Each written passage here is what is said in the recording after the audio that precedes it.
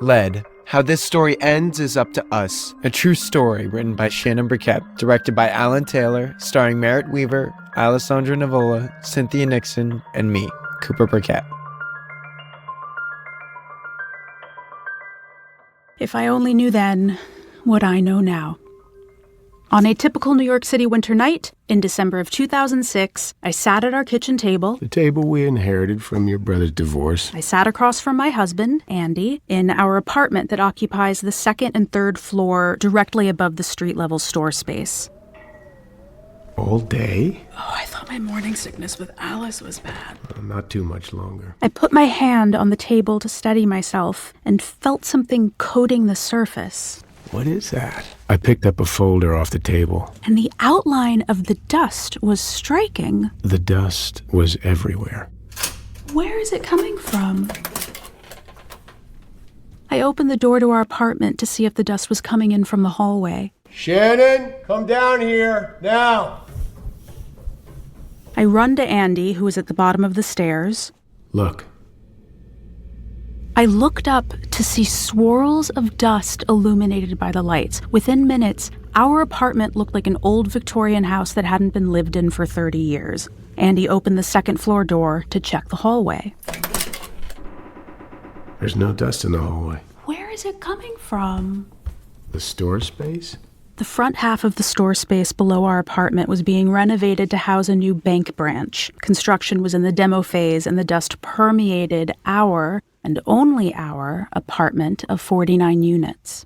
But how is the dust getting into the apartment? I don't know. It's like it's coming through the floor. Like osmosis? It's impossible. The floor between our apartment and the store space is made of concrete, several feet thick. Where are you going? Getting my camera. By the grace of God, goddess, universe, fate, Andy is an amateur photographer who used to photograph everything. Like when you took a picture of our daughter eating the cat's food out of the bowl instead of stomping her. That's a cute picture. It is. Yes, it is. But without those photos that he took that night, Cooper might have gotten even sicker. Wait, Andy, before you take another picture, let me take off the books. Oh my God. The outline of books, mail, and 2 glasses were etched inside a thick layer of dust on the table, sharp and exact. The dust was everywhere. It's even worse downstairs. The toaster is covered in dust. I ran my fingers through the dust. We were running our fingers through the dust, remember? Yeah. Breathing in all that dust. Yeah. And I was pregnant. Yeah. The toy shelf. How am I supposed to clean all of this? Every single part of our lives was contaminated. Where we ate, where we slept, where Alice played with her toys. Oh, the toys. Everyone from the construction site went home. It's late. We'll have to talk to the building tomorrow. Shannon, piano. The rug. Andy, the dust is everywhere. Inside our cabinets, on our dishes. We were breathing in all this dust, eating in it, playing in it. Alice was only 5 years old. We didn't know. The dust infestation happened for months. Dust would permeate our and only our apartment in the building. That first time, the contractor from the construction site and his guys came in and tried to tape up imaginary holes. Yeah, get that hole there. Our holes, according to the contractor, were the cause of the dust infestation. My daughter is only 5 years old. I'm pregnant. Is there anything in the dust we should be worried about? No, I give you my word. There's nothing. Do you think I'd have my guys in this if there was something in that dust? I looked to one of his construction workers, his guys, who was taping up the holes, but he just avoided eye contact with me. I did not trust the contractor, but I didn't know what else to do.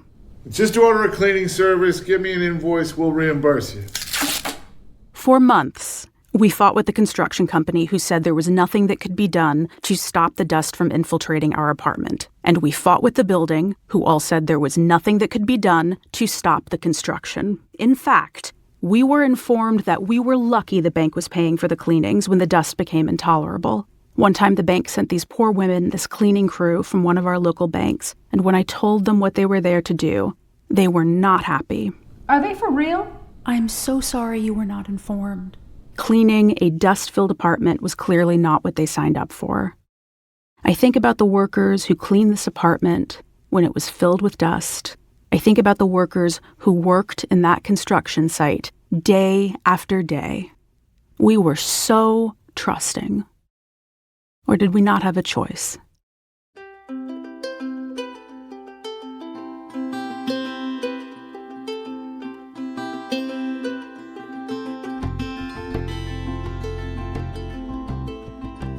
In July 2007, the construction on the first half of the store space was completed. A bank opened up, and Cooper was born. Do I have to reenact being a baby? You didn't cry when you were first born. You just came out and looked at me like... What's up, woman? You my mom? You were so calm. And chill, like now. Right. You had these old soul eyes, this cute little baby bear body, and I was so much calmer. With your second kid, you're not worried all the time that something bad is going to happen. Guess that was a mistake. Babe, there's this 9/11 study we can sign up for. The EPA is looking for leftover toxic chemicals in residential apartments downtown. And if they find anything, they'll clean our apartment for free.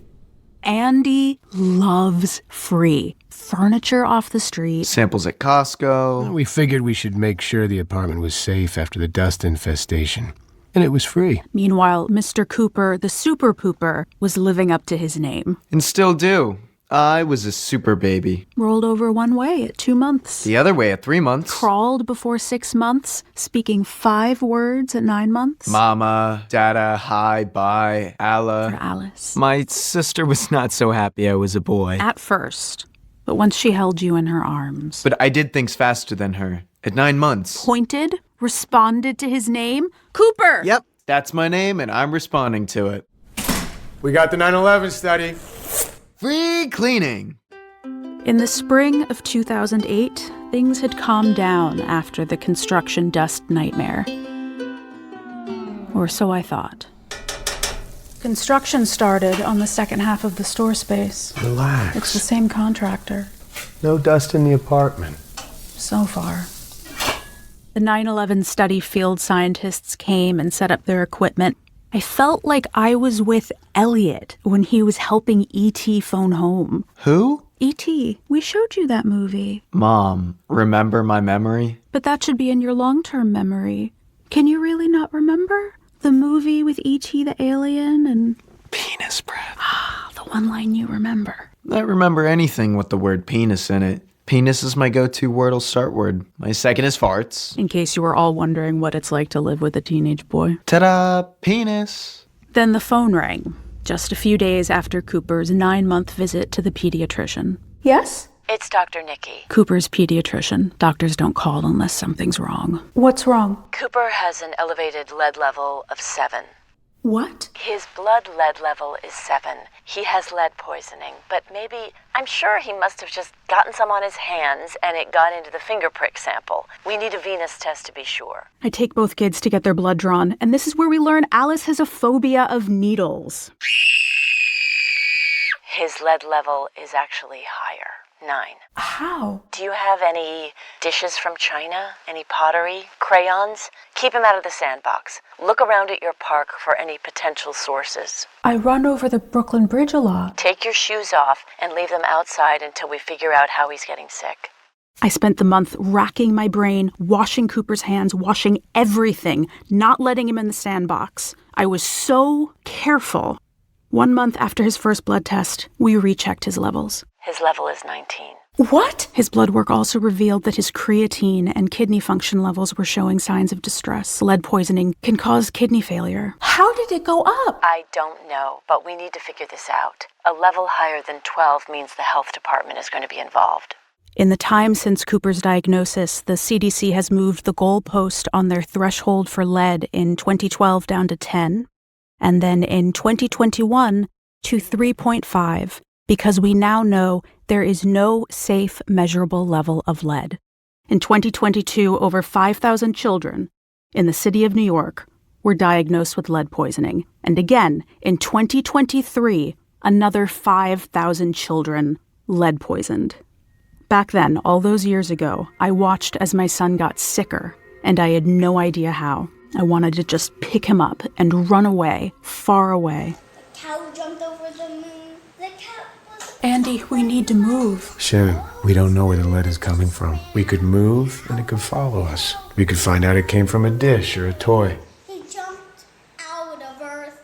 I was frozen with fear, with ignorance, lost in the dark, until Jane from the EPA, who was overseeing the 9/11 study, called. Mrs. Chris? Shannon. Shannon, we found an unusually high level of lead and some dust on a ledge, 829 micrograms. Back then, infrequently accessed areas were allowed 400 and accessible areas 40. What ledge? Here, the ledge is way up here. Our apartment has this weird 80s design that only someone with a massive coke habit would think was a good idea. Andy and I were spiraling into debt just to pay our mortgage. Renovating was not an option. We found this apartment off Craigslist. When we got pregnant with our first, Andy and I were living in a small studio I had bought in 1998. We sold it in 2003 and used the money as a down payment for this place. For those out-of-towners, every New Yorker talks about real estate. So our mortgage was strangling us. So we lived with hand-me-down furniture and an 80s design that was about as charming as shoulder pads and parachute pants. The ledge Jane was speaking of is high up and not easily reachable, let alone one you would dust on a regular basis. Or ever. With the higher levels came the swift realization of what exactly lead can do to a baby's body, a baby's brain. He stopped speaking. All the words he just learned, mama, dada, hi, bye, Allah for Alice, gone. He stopped pointing, stopped waving, stopped responding to his name. Cooper. Cooper. Cooper! He just disappeared inside his brain. The EPA was all I had left to try and find the source of the lead. I called Jane. Jane, his lead levels are up to 19. I'm so sorry. Do you have any idea what the source of the exposure could be? No, I need your help. I wish I could. But you work for the EPA. But we can't help individuals. I'll do anything, please. He stopped speaking. He stopped responding to his name. My boss, John, is a toxicologist. The best. If anyone can figure out how your son is getting sick, it's him. I'm begging you, please. This has to be an unofficial visit. Yes. We could get fired. Even though the government is for the people and by the people who worked for the EPA were not allowed to come into my apartment and give their professional assessment on how my son was getting sick. Andy and I waited anxiously at the door for Jane and John. The visit that never happened. Jane was on the younger side, extremely intelligent, professional, but her soft curls betrayed an inner vulnerability, empathy. John was a true New Yorker through and through, big heart. I knew he was a Yankees fan because he had that mustache that all the fans were wearing as a good luck charm. He looked like he had played ball. This is John. Very nice to meet you. Thank you so much for coming. I was never here. Right. Of course. So, is this the little guy? Yeah. Let's figure this out. He's a bloodhound when it comes to lead. We went through the whole apartment. I showed John and Jane all the walls. These are the older plaster walls? No, those walls are intact. Lead can stay safely inside walls as long as there aren't any cracks or breakdown. The toys? No. The crib? No. Dishes? No. Crayons? Pottery? Clothes? Towels? Books? No. There was that high level of lead and some dust on that shelf. Yeah, the baby can't reach that. Well, there was this construction. That was almost a year ago, hon. What construction? There was this dust. How much dust? Andy, show him your photos. Shannon. Can I see them? There was this construction in the front half of the store space on the ground level, and it filled our apartment with dust. But they cleaned it. But as soon as John saw the first dust photo of the table, he knew. Oh. Andy kept showing him dust photo after photo. The toaster. This is how your son got sick. The piano. How? They cleaned several times, sent cleaning crews. And then Andy clicked on the photo of the rug. Lead doesn't come out of fabrics. But our daughter didn't test positive for lead. He's crawling on the rug and putting his hands in his mouth, and she's older and doesn't do that. Plus, a baby his age will absorb lead at a much higher rate than an older child. The younger they are, the more vulnerable they are. But why are his levels so much higher a month later? I don't know. We have to figure that out. Andy clicked on the toy shelf. I took some toys out of storage out of our crawl space. The piano octopus. Alice loved this. I wanted to save it for him. Only the one toy? No, there was a whole box. He loves the horse blanket. I washed them. The cleaning crew washed them too. Jane and John looked at each other. The heaviness hung in the air. They knew. They knew they had to tell me that I was unknowingly poisoning my son. A regular cleaning crew is not going to get the lead out. The toys went through the washing machine. The monkey. You have to throw out everything fabric. You didn't know. The dust on the ledge Is from the construction site? That is pretty high up. I can't imagine it's been cleaned. I don't think anyone cleaned it. Should we move? The EPA is cleaning your apartment because we found the elevated levels. This is not the freebie I wanted. Dust, any debris outside of a construction site is illegal. Everyone told us there was nothing we could do. The contractor is licensed. He knows. Any building built before 1978 has lead in the walls. Do you have any proof? There's a small area in the crawl space that the cleaning crew never got to. We can test that. We had the section of dust tested, and the results came back 660 micrograms of lead. Anything else? The second half of the store space is being demoed right now. Can I see? Andy grabs his camera. There's dust in the stairwells and the basement. This dust has lead in it. He really is a bloodhound. Oh, yeah. We peered around the door. The reality hit all of us. The peeling paint and dilapidated pre-war columns, layers and layers of paint going back to the 1920s. This should have been abated for lead. Report this to 311. The Department of Buildings will shut down this site. That's all we had to do. All those months, all those letters. Emails, phone calls. Is call 311. And the construction site would have been shut down. You didn't know. But they knew. John and Jane risked their jobs, their livelihoods, to save my son. I am forever grateful. There are angels in this world. Real, living, breathing angels that spread their wings and fly steadfast into the fire. And I couldn't even write our angels a thank you email. I went into sheer panic mode. Andy, we have to move. Shannon, where? Anywhere. All these months, we begged for someone to stop the dust infestation. Maybe the contractor or the management company didn't want to deal with the Department of Buildings. I mean, who does? But sometimes you have to. Maybe there are rules and laws for this very purpose. The amount of permits that you need to change anything in your apartment in New York City, including a light bulb, is obscene. But then something like this happens to you and you get it. That law is there because someone at some point got hurt. We're in so much debt, Shannon. We can't rent something and pay for this place, and we can't sell this place now. The housing market just crashed. I'm taking the kids to my parents. The EPA is cleaning our apartment this week. Within days, the EPA came to clean our apartment, and that is when the depth of the deception really hit me. The machinery involved in a proper cleanup, the equipment that was brought into our apartment, a full ventilation system. Oh, there was something that looked like a mini Zamboni that would soak anything fabric. The water would cascade through, circulating a special cleaner, utilizing the sheer force of the water to cleanse the fabric. In that moment, I really realized the power of government.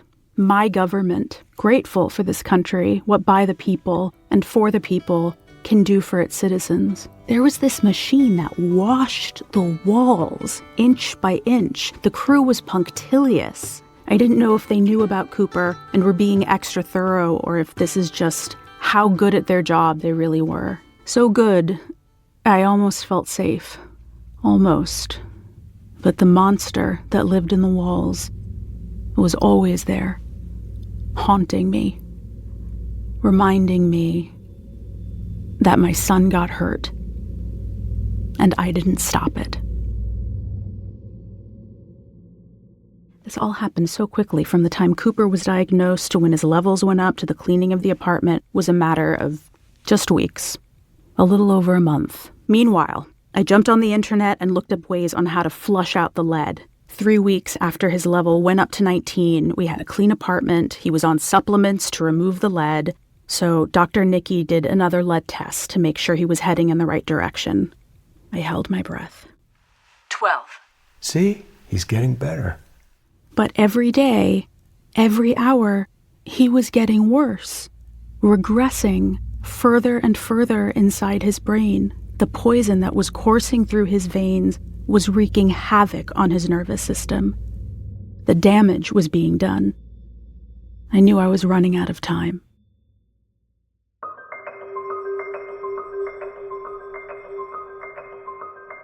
Lead was produced by Shannon Burkett, co-produced by Jenny Maguire, featuring Zach Orth, Jenny Maguire, Daphne Gaines, and Michael Gaston. Music by Peter Sollett. Sound design by Andy Chris. Recording engineer Christopher Chavanis. For corresponding visuals and more information on how to protect children from lead exposure, please go to endleadpoisoning.org.